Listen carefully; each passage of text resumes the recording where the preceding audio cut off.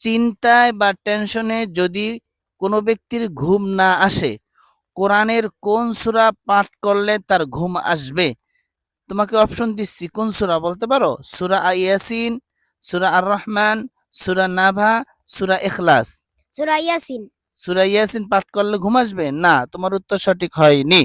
আচ্ছা, তুমি বলতে পারো কোনো ব্যক্তির যদি চিন্তায় বা টেনশনে যদি ঘুম না আসে, সে যদি কোরআনের একটি আমলযোগ্য সূরা আছে, ওই সূরাটি পাঠ করলে তার ঘুম আসবে।